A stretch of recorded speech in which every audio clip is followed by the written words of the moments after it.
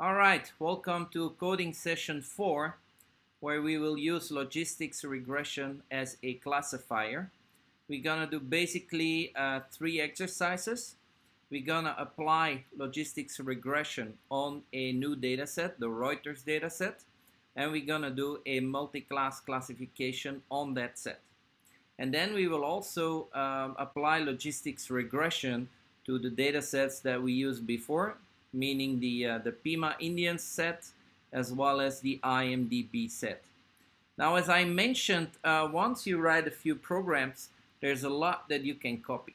For example, the Reuters data set is embedded in Keras.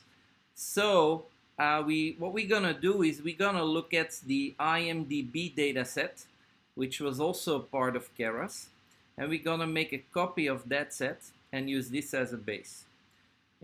IMDb naive base. This one here, we can make a copy. Here we go, and copy is here. Now we click on it and we open it in Collaboratory. Okay, so the first thing we do is we make sure this has a name. We call it Logistics Regression Reuters. Okay, of course the first sentence doesn't mean anything here, so we will need to change this, but let me delete it first. And here we have the first block of code. Since we're not dealing with IMDb, we're gonna put here Reuters, and this should take care of that first block. Here we go. The vocabulary meaning is still 7,500. So we will use the 7,500 most frequently used words. Yeah. So let us run this as well. And then we have this this glitch again, right? That didn't work for IMDb. Well, it's the same for Reuters. So let's change IMDb by Reuters here. Here we go. That should work perfectly. Let us print the train data, and here again you see a list of sequences of indices, and each of these indices represent a word, and we have maximum of 7,500 possibilities. So if you print the type of that set, it is a list. And what we need to do with the list is we need to convert it to a vector. And this is the definition here, vector sequences that we used in IMDb.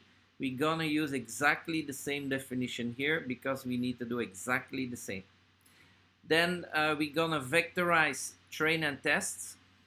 And let me take the label out for the time being because we're gonna be using one-hot encoding for the labels. But let's run X train and X test first. And you see, no. So how we gonna convert the labels to a vector? Well, we're gonna do one-hot encoding.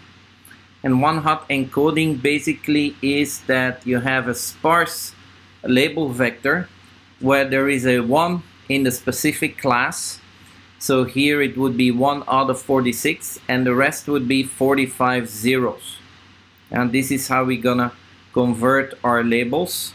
And here we also gonna use a library or a method in Keras that will provide us these. So we're gonna run that cell. So now let's see what X train is. Yeah, this is what we expect, exactly the same as what we had in the IMDb case. Yeah, the type should be NumPy. Here again, no problem. Let's take a look at the.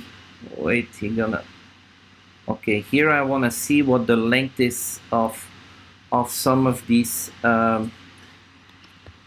length of X train. And we're gonna print print the length of X train. Here we are. So we have, this is our training set. And let's copy this one. So 8,982.